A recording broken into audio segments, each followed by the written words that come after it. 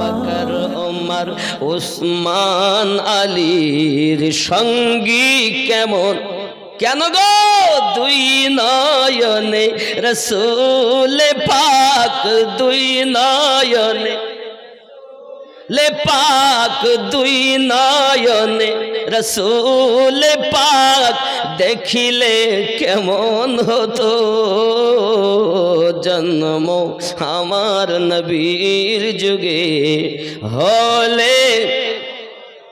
আল্লাহ কবুল করুন, একদিন অন্তত আমাদেরকে মদিনার মেহমান বানিয়ে নাও। আরো জোরে বলুন আল্লাহুম্মা আমিন। মক্কাতে যদি আপনি যান, এক রাকাত নামাজ পড়বেন 1,00,000 রাকাতের সওয়াব। মদিনাতে যদি আপনি যান, এক রাকাত নামাজ পড়বেন 50,000 সওয়াব। দাম কার বেশি? জোরে বলুন। কেন? নেকি বেশি দেখে?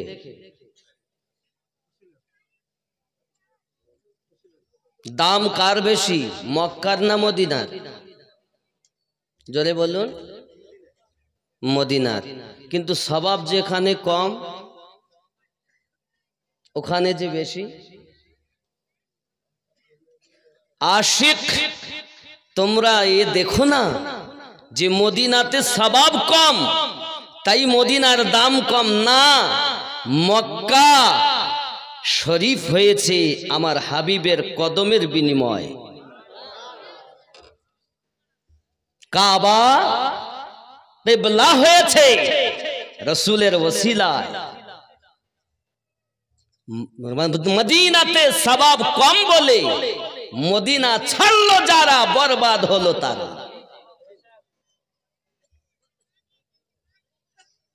কারণ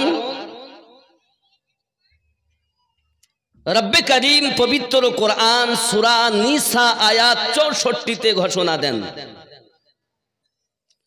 বিসমিল্লাহির রহমানির রহিম, ওয়ালাউ আন্নাহুম ইযলামু আনফুসাহুম জাউকা ফাস্তাগফিরুল্লাহ আস্তাগফারা লাহুমুর রাসূল লাওয়াজাদুল্লাহা তাওয়াবার রহিমা।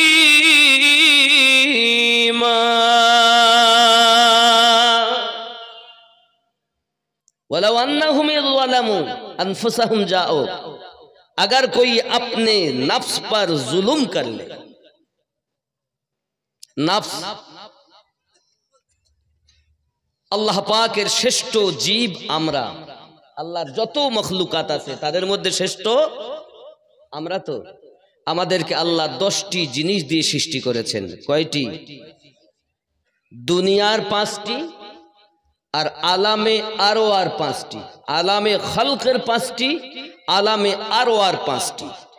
আলামে খালকের যে 5টি সেটি হলো আগুন, পানি, মাটি, বাতাস, নফসে আম্মারা। খুব খেয়াল করবেন, এ বক্তব্য সব জায়গায় শুনতে পাবেন না। মাটি, পানি, আগুন, বাতাস, নফসে আম্মারা 5টি হয়েছে। তো এটি হলো আলামে খালক। আর 5টি হলো আলামে আরওয়া। একটির নাম কলব, একটির নাম রুহু, আর একটির নাম সির, একটির নাম খফি, একটির নাম আকফা। এই 5 আর 5 10টি দিয়ে সুন্দর 3.5 হাত গঠনের একজন মানুষ আল্লাহ বানিয়েছেন। কেমন বানিয়েছেন? রব্বে করিম বলেন,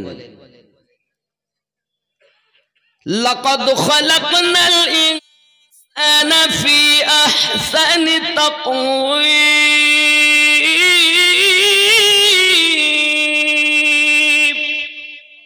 সুন্দর আকৃতি দিয়ে আমি আল্লাহ মানব সম্প্রদায়কে সৃষ্টি করেছি।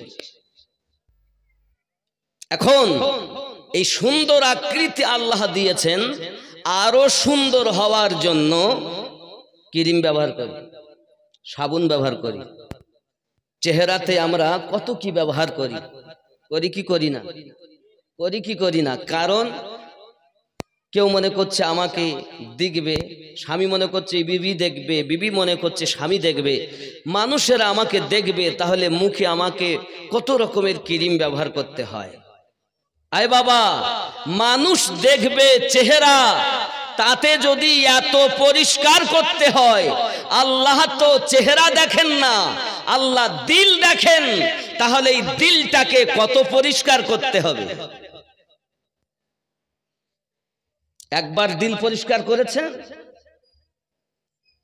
এ বক্তব্য এখন সমাজে নাই, এখন শুধু ফজিলাতের রদ, মানুষ কিভাবে মানুষ হবে এ বক্তব্য আজ না। চেহারা সুন্দর করতে গেলে এত মাজা ঘষা করি, আল্লাহ দিল দেখেন, এই দিলটাকে আমরা কয়বার মাজা ঘষা করেছি, খেয়াল করবেন। আব্বাজি আমার, এই দিলটাকে আপনি ভালো করে সংশোধন করুন, কারণ আল্লাহ পাক বলেন মানুষকে আমি সুন্দর করে তৈরি করেছি, এর মধ্যে আমি একটা রাজধানী দিয়েছি। রাজধানীটার নাম, আমাদের পশ্চিম বাংলার রাজধানী কলকাতা, ভারতবর্ষের রাজধানী দিল্লি। আচ্ছা, রাজধানীতে যদি কোনো অসুবিধা হয়, তাহলে পুরো দেশটা অসুবিধায় পড়বে কি পড়বে না? কথাই বলেন, কথা বলুন। রাজধানীতে, পশ্চিম বাংলার রাজধানীতে যদি কিছু হয়, পুরো পশ্চিম বাংলা আসর হবে। যদি দিল্লিতে কিছু হয়, পুরো ভারতবর্ষে আসর হবে। ঠিক তদ্রূপ মানব দেহের ভিতরে এক টুকরো গোস্ত, যার নাম হলো কলব, এটি হলো এই দেহের রাজধানী। এখন আমরা দুনিয়ায় ভুল করেছি, ত্রুটি করেছি, পাপ করেছি, মসজিদে আজান হয়েছে, চট করে ছুটলাম, ছুটে গিয়ে পড়ছি, হাত মুখ ধুয়েছি, হাত মুখ ধোয়ার পরে আল্লাহর কাছে সামনে দাঁড়িয়ে গেছি, দাঁড়িয়ে কি বলছি, আয় আল্লাহ, আমি কানে হাত দিলাম, উঁচু করলাম, অনেকে কানও ধরে, এই যে ধরে আমরা দাঁড়িয়েছি, কি বলছি, আমি পাপী গুনাহগার, দুনিয়ার সব কিছু ফেলে তোমার সম্মুখে দাঁড়িয়েছি। আল্লাহ পাক বলেন, এখনই পাপ করলি আর এখনই আমার কাছে কি চাচ্ছিস বল। আমরা তখন বলি, আলহামদুলিল্লাহি রাব্বিল আলামিন, যাবতীয় প্রশংসা আপনার, আপনি দোজাহানের পালন কর্তা। আল্লাহ বলেন, তুই যে আমার নাফরমানি করলি, এখনই ওজনে কম দিলি, এখনই মিথ্যা কথা বললি, এখনই ফাঁকি দিলি, এখনই পরের মেয়ের হাত ধরে নিয়ে গেলি, এখনই তুই পরের জমি আল ঠেলে চাষ করলি, এখনই তুই চোখ দিয়ে চোখ মেরে এলি, এখনই টেলিফোনে উল্টা পাল্টা বলে আসলি, আমার সম্মুখে দাঁড়িয়েছিস, আমাকে দোজাহানের পালন কর্তা মনে করিস। জি হ্যাঁ আল্লাহ, আমি পাপী হতে পারি, কিন্তু আপনি যে রহমান, আর রহমানির রহিম, আপনি বড় রহমান, আপনি বড় রহিম, আমি পাপী, আপনি আমার রব। আয় আল্লাহ, আমি পাপ করতে ভালোবাসি, আমাকে মাফ করে দাও। আমরা আবার বলি, মালিক ইয়াউমিদ্দিন, বিচার দিবসের আপনি মালিক। আয় আল্লাহ, আমাকে লাঞ্ছিত করো না, আয় মালিক আমার, তুমি আমাকে মাফ করে দাও। তুমি যে রহমান, তুমি যে রহিম, তুমি যে দয়াল, আমি তোমার নগণ্য বান্দা, আমি তোমার নগণ্য বান্দি, তোমার কাছে ঝুঁকেছি, আল্লাহ আমাকে মাফ করো। আল্লাহ পাক বলেন, ফেরেশতারা, দেখছো আমার বান্দা আমাকে কত ভালোবাসে, এ যত পাপ করেছে সবকে একটা পোটলা করো। জোরে বলুন সুবহানাল্লাহ। হায় হায়, কোথায় আছেন বাবা? জবান যুবক সোনা মানিক মহান আল্লাহ পাক আল্লাহ তাআলা বলেন, বান্দা বান্দি আর কিছু বলবি? আমরা তখন বলি ইয়্যাকা না'বুদু ওয়া ইয়্যাকা নাস্তাঈন। আমি তোমারই ইবাদত করি, তোমার কাছে সাহায্য প্রার্থনা করি। আমার আল্লাহ বলেন, বান্দা কি সাহায্য আমার কাছে চাও? আমরা সঙ্গে সঙ্গে বলি ইহদিনাস সিরাতাল মুস্তাকিম। আয় আল্লাহ, আমাদিগকে সোজা সরল সঠিক পথে প্রচালিত করো। কি বলি? সোজা সরল সঠিক পথে প্রচালিত করো। আল্লাহ পাক বলেন, কাদের পথে চলতে চাও? আমরা সঙ্গে সঙ্গে বলি সিরাতাল্লাযীনা আন'আমতা আলাইহিম, যাদেরকে আপনি পুরস্কৃত করেছেন তাদের পথে চালিত করুন। জোরে বলুন।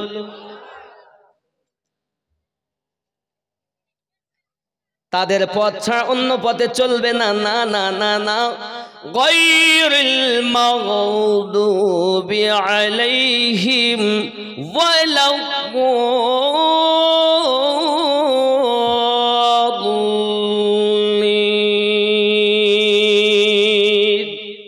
তাদের পথে নয় যারা অভিশপ্ত হয়েছে, লানাত প্রাপ্ত হয়েছে। আল্লাহ তাদের পথে আমাদের চালিত করো না, তাদের পথে চালাও। সিরাতাল্লাযীনা আন'আমতা আলাইহিম, যাদেরকে আপনি পুরস্কৃত করেছেন। এটা পুরা সূরা ফাতিহাটা প্রার্থনার সূরা। কি প্রার্থনা? একটাই, সোজা সরল সঠিক পথ। জোরে বলুন। কাদের পথ? সিরাতাল্লাযীনা আন'আমতা আলাইহিম। এটাই তো আমরা নামাজে বলি, নাকি বলেন? আমি কি মন গড়া কথা বলছি? খুব দিলের কান দিয়ে শুনবেন, তাহলে বোঝা যাবে সোজা সরল সঠিক পথ ওটাই যা আল্লাহ পাক যাদের উপরে প্রাইজ দিয়েছেন, উপহার দিয়েছেন, তাদের পথটা হলো সোজা সরল সঠিক পথ। জোরে বলুন। তাহলে আমাদের বাকি রয়ে গেল যে প্রাইজ কাদের উপরে, উপহার কাদের উপরে। এটাই যখন আমরা জেনে নেব তখন আমরা সোজা পথ, সঠিক পথ, নির্ভেজাল পথ পেয়ে যাব। ঠিক কিনা বলুন? এই কথা বলেন না, ঠিক না ভুল বলছি? আয় আল্লাহ, আপনি বলুন কাদেরকে আপনি প্রাইজ দিয়েছেন? আল্লাহ পাক বলছেন, বিসমিল্লাহির রহমানির রহিম, উলাইকাল্লাযীনা আন'আমা আল্লাহু আলাইহিম মিনান নাবিয়্যিন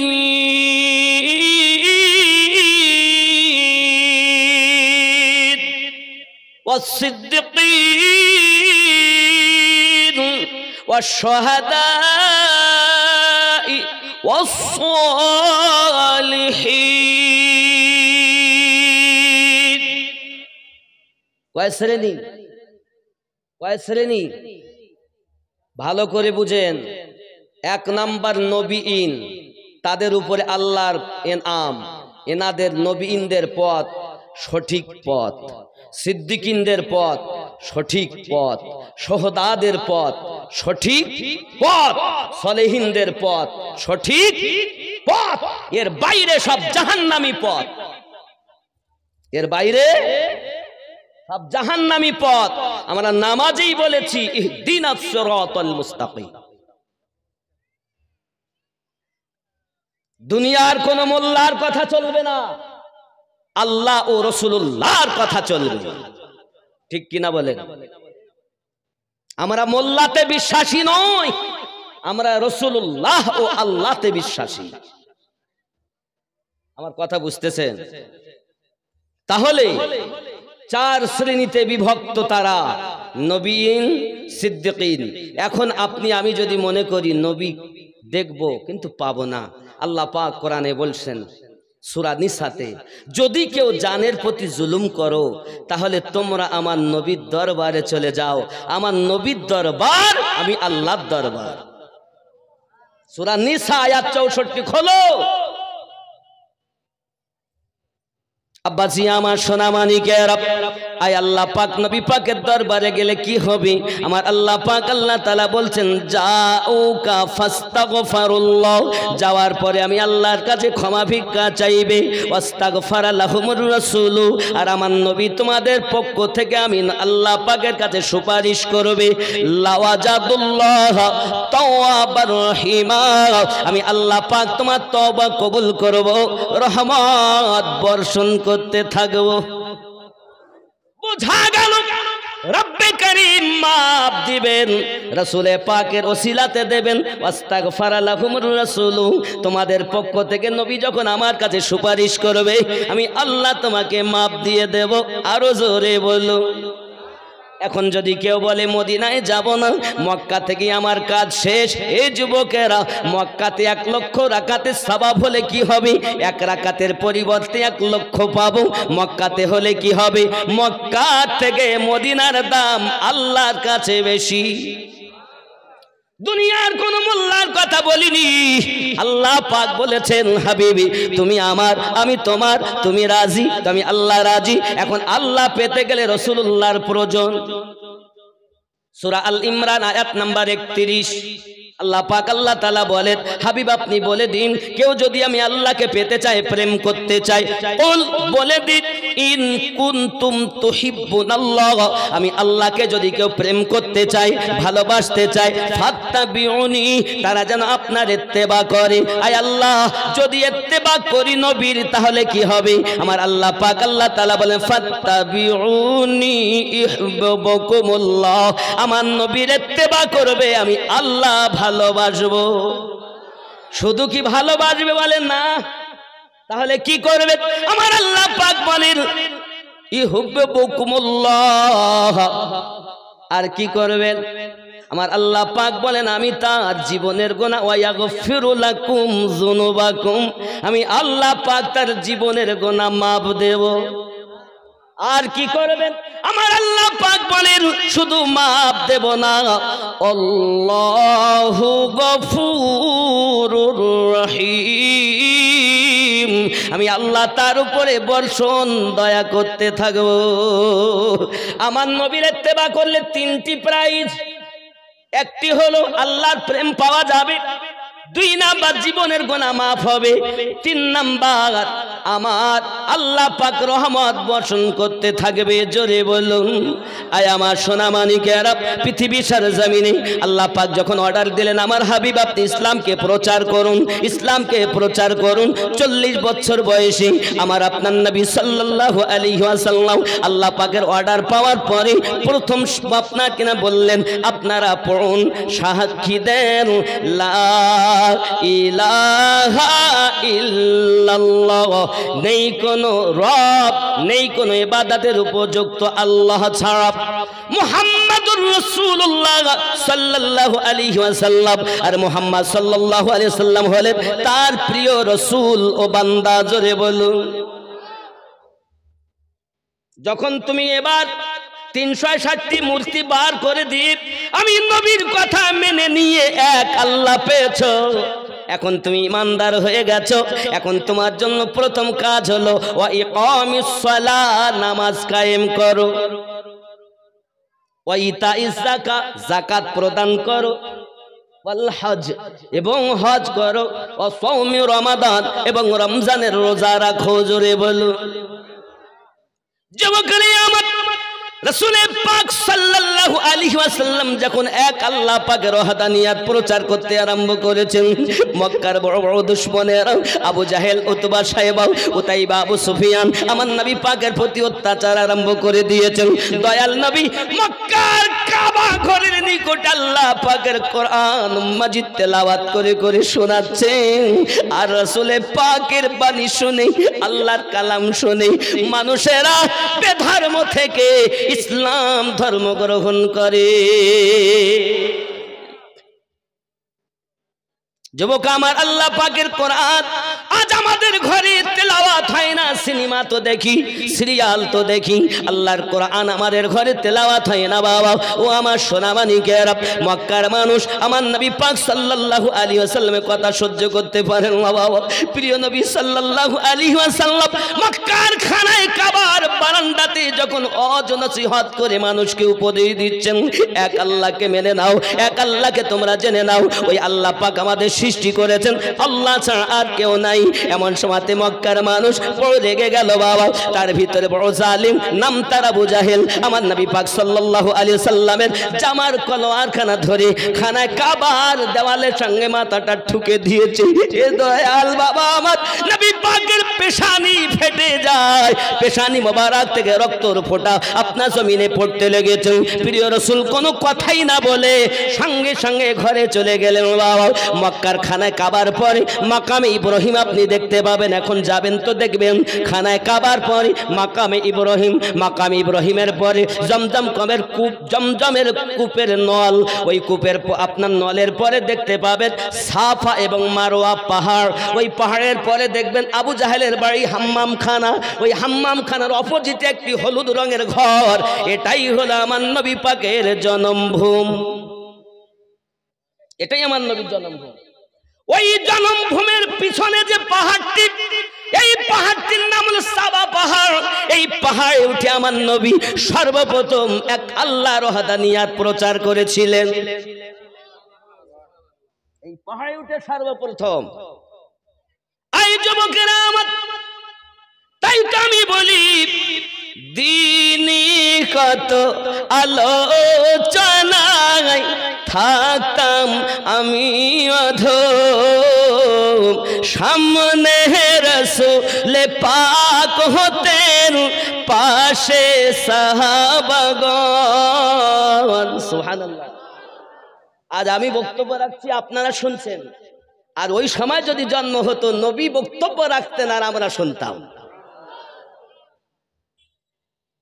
রাসূল আমার মক্কার খানায় কাবার নিকটে যখন ইসলাম প্রচার করতে আরম্ভ করেছেন, সোনা মানিকেরা আমার মাথায় রাখুন, আমার নবী টুকটুক করে বাড়িতে পৌঁছালেন।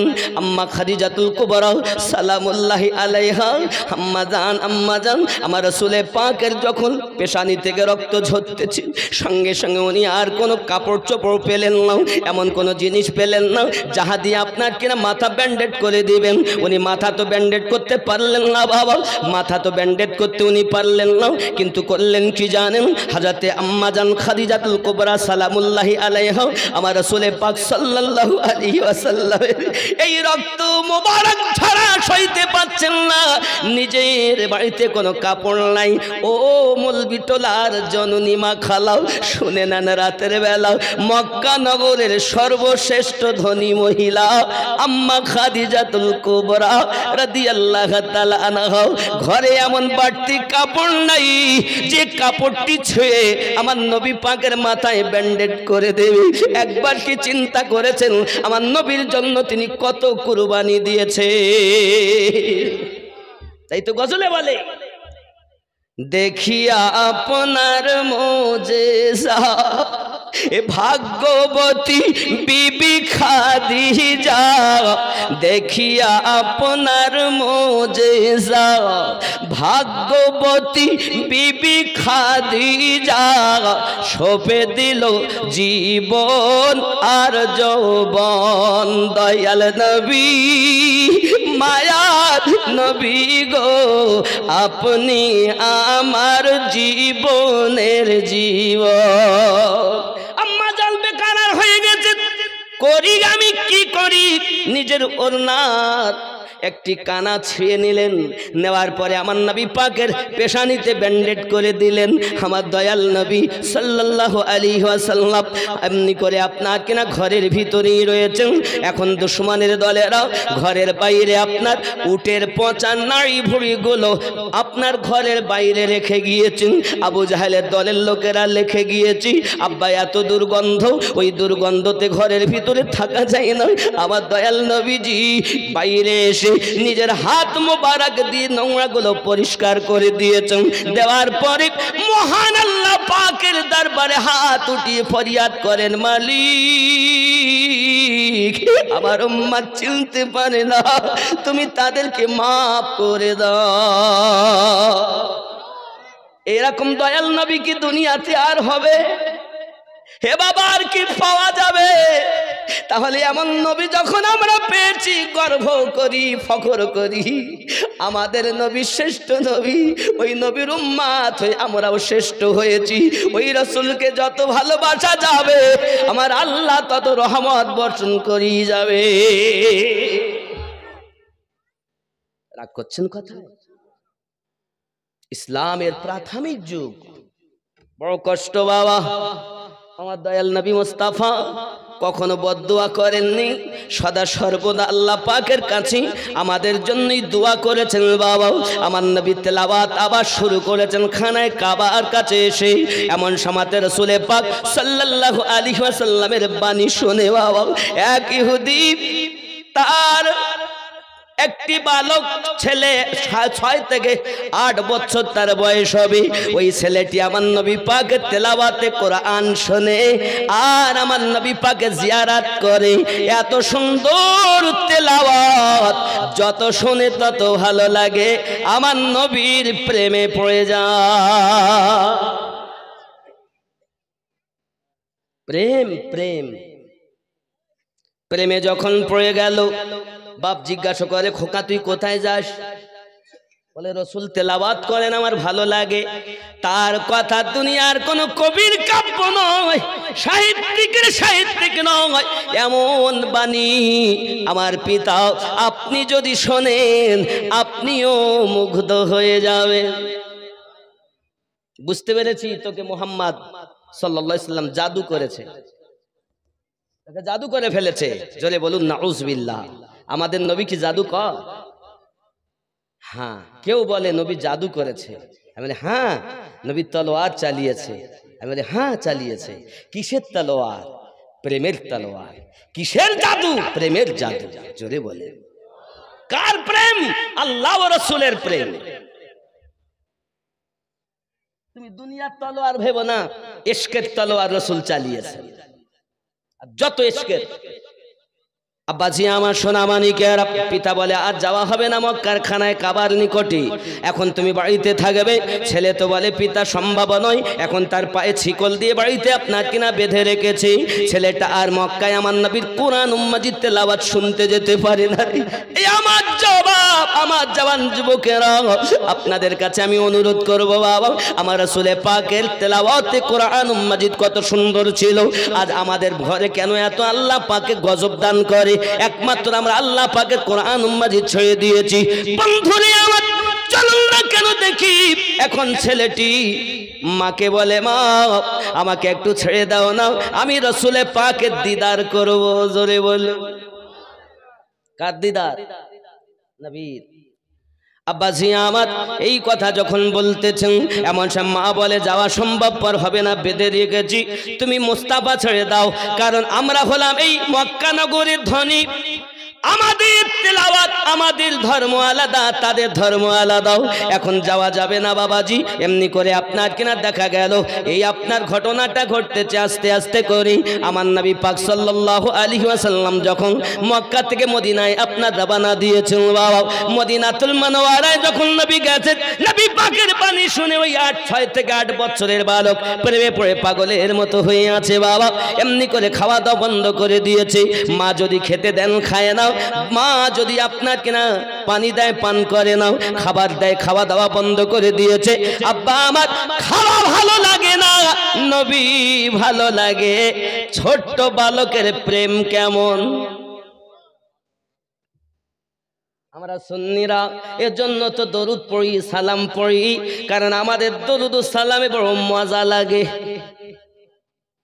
যুবকরে আমার, ইহুদির ছেলে খাওয়া ছেড়ে দিল যখন, মা বলে বাবা তুই খাস না কেন?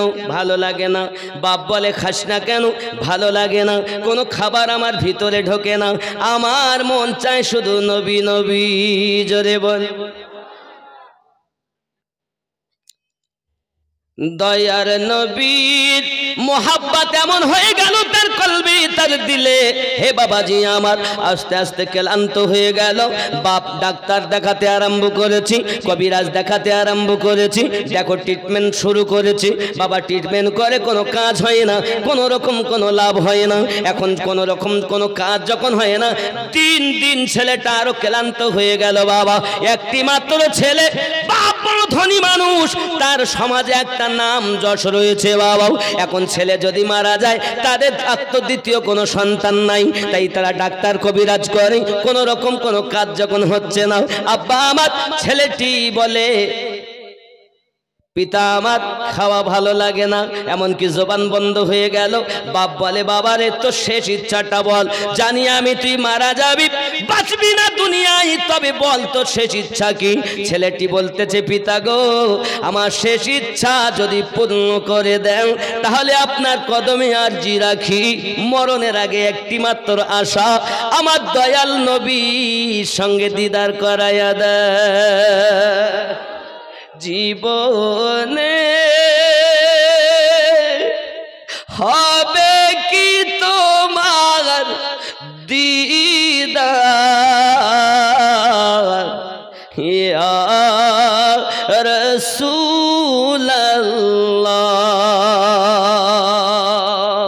ইয়া আশায় রয়েছি আমি গুনাহগার, ইয়া রাসূলুল্লাহ।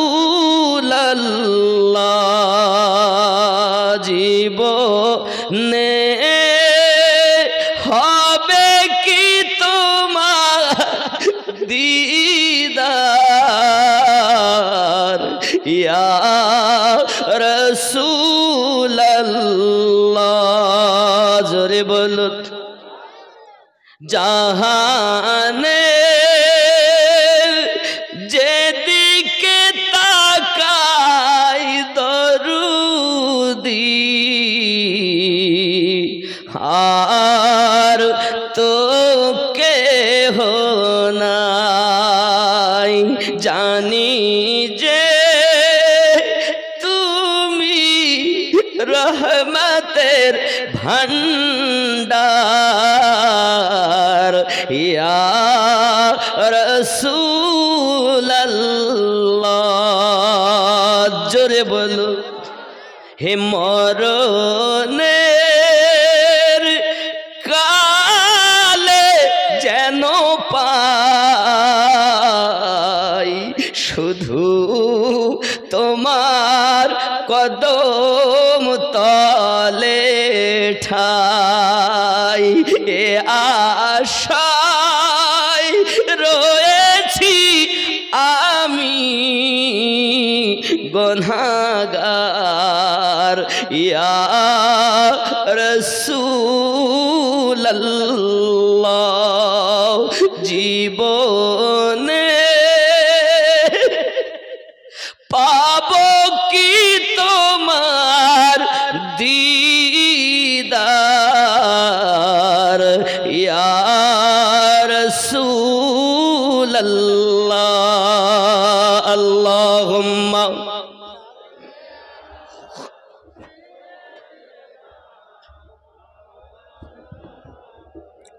ওয়া আলা আলি। মাশাআল্লাহ। আর জোরে বলুন না ইয়া রাসূলুল্লাহ।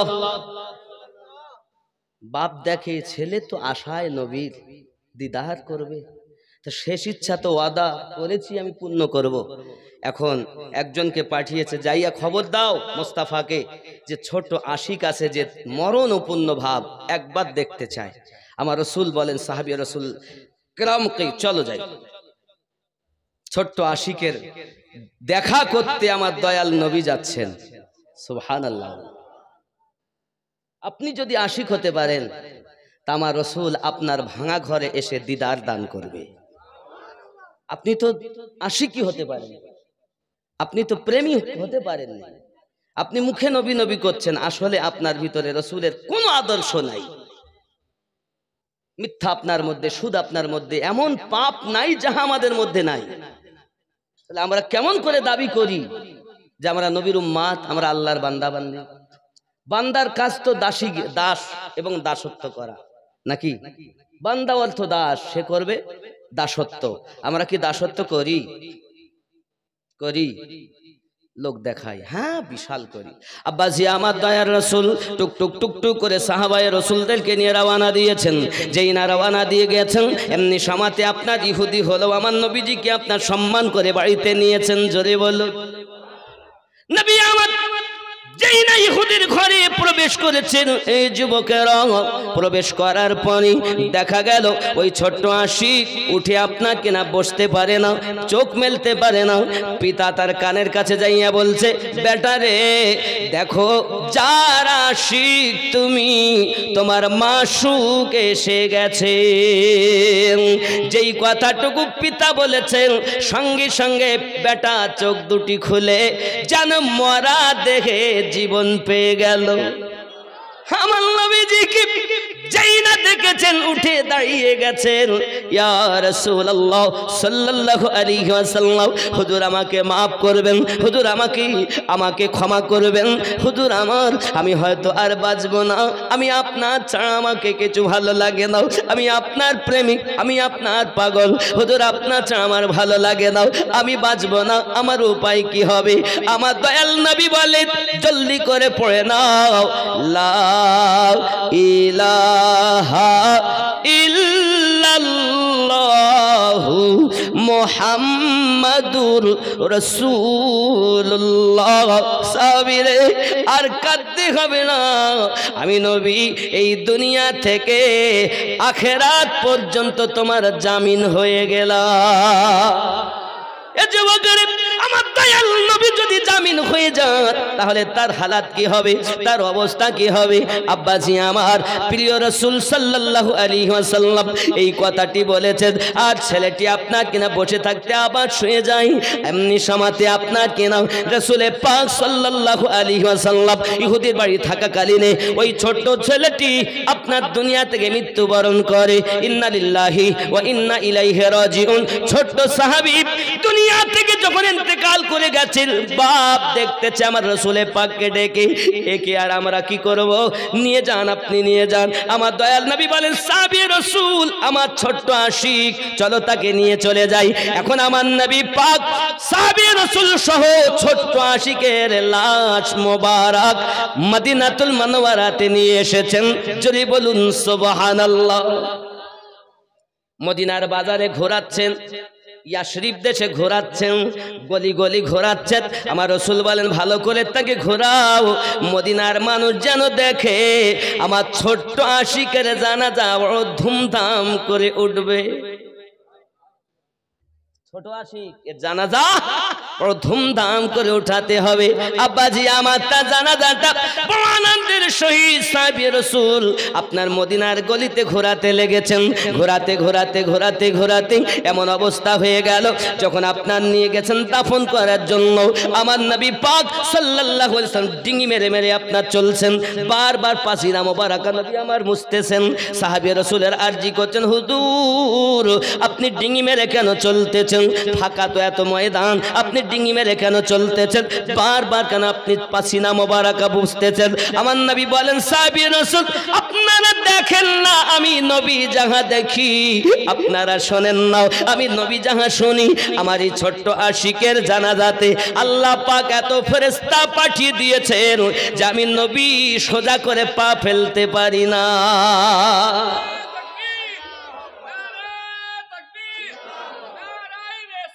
ইয়া রাসূলুল্লাহ, যদি বলুন না ইয়া রাসূলুল্লাহ। অসুবিধা হচ্ছে বাবা? প্রাইজ কাদের উপরে? এক নম্বরে নবীন, আর যত নবী আল্লাহ বানিয়েছেন তাদের মধ্যে শ্রেষ্ঠ নবী আমাদের কাদের নবী? আব্বাজি আমার, এই নবীর মোহাব্বত, ইশক, ভালোবাসা যার মধ্যে আছে ইহ জগতে লাভ, পর জগতেও লাভ। জোরে বলুন।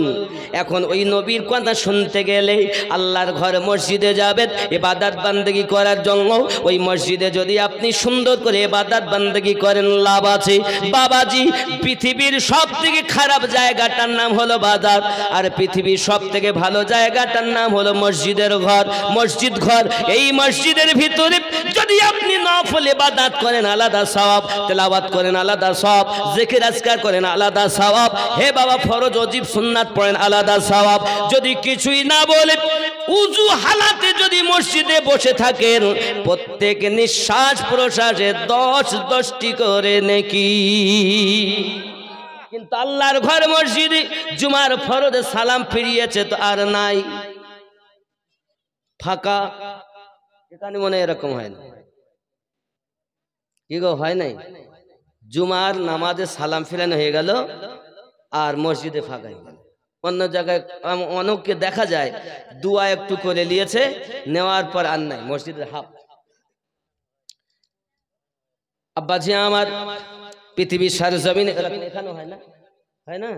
ওই নফল ইবাদত করতে হবে, নওয়াফিল ইবাদত আপনি তখন পাচ্ছেন না, ব্যস্ততা আছেন। আমার মনে হয় না যে এরা আর পড়ে ওই ফরজটুকু। মানে সেই মক্কাতে আর মদিনায় আমরা গেছি তো এরা কাবাকেও সম্মান করে না, কাবার দিকে পর্যন্ত পা মেলিয়ে সব বসে থাকে। আমি নিজের চোখে দেখছি, আর মোবাইলে ফটো আছে, এই মোবাইলে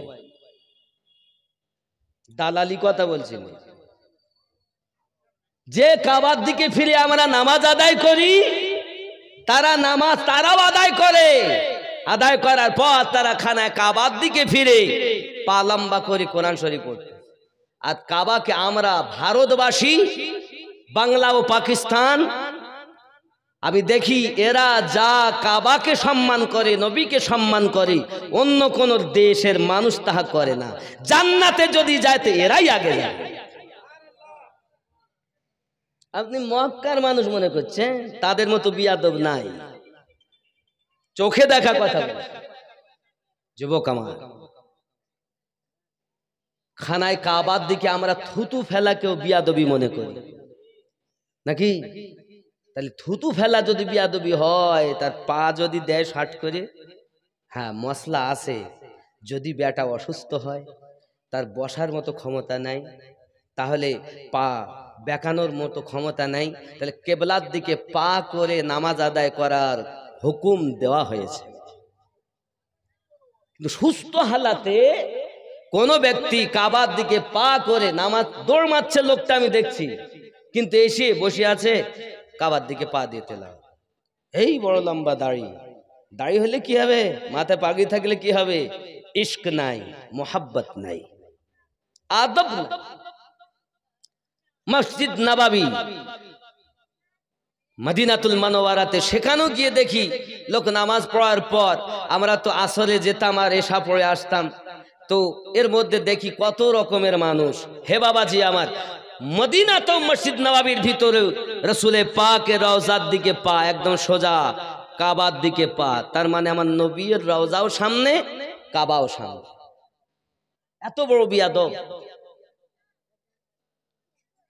যুবক আমার। এর জন্য অনুরোধ করব, আপনারা আমরা আশিক হব, দুশ্মন হব, কি হব? পাগলা কাদিস না রে গাছতলায়, বড় পীরের নাম নিলে আল্লাহ পাওয়া যায়। জোরে বলুন। আপনারা হয়তো বলেন, হুজুর কোরআন শরীফের দলিল আছে? আরে গৌসে পাকের শানে আল্লাহ আয়াত নাজিল করেছেন। কোরআন মাজিদের 42 নম্বর সূরা, সূরাটির নাম সূরা আশ-শুরা, আয়াত নাম্বার 23। জোরে বলে কি আছে আয়াতে? এই আয়াতটি শুধু গাউসে পাক নয়, খাজা গরিব নওয়াজ, এক কথায় আল্লাহ পাক যে বলেছেন, আমরা নামাজে বলেছি সিরাতাল্লাযিনা আনআমতা আলাইহিম, এই 4 নাম্বার যে নবীন, সিদ্দিকিন, শুহাদাইন, সালেহিন। এই সালেহিনের বাংলা অর্থ নেককার ব্যক্তি। আমার গৌসে আজম ছিলেন নেককার ব্যক্তি। এই আয়াত সূরা শুরা আয়াত 23 গৌসে আজমের শানে, খাজা গরিব নওয়াজ শানে, তরিকতের সমস্ত আউলিয়াদের শানে আল্লাহ পাক আয়াত নাজিল করে বললেন, কুল্লা আসআলুকুম আলাইহি আজরান ইল্লাল মাওয়াদ্দাতা ফিল কুরবা। এই আয়াতে কারিমার তাফসীর পড়ো, বড় বড় তাফসীর কারকগণ লিখেছেন এই আয়াতটি আল্লাহর সলিহিন বান্দাদের শানে অবতীর্ণ হয়েছে, আবার আহলে বায়াতের শানে অবতীর্ণ হয়েছে। আরো জোরে বলুন। আমরা যখন নামাজ পড়ি তখন নামাজে গিয়ে আহলে পাককে সালাম দেই না? কি বলি? আসসালামু না, আল্লাহুম্মা সাল্লি আলা মুহাম্মাদ ওয়া আলা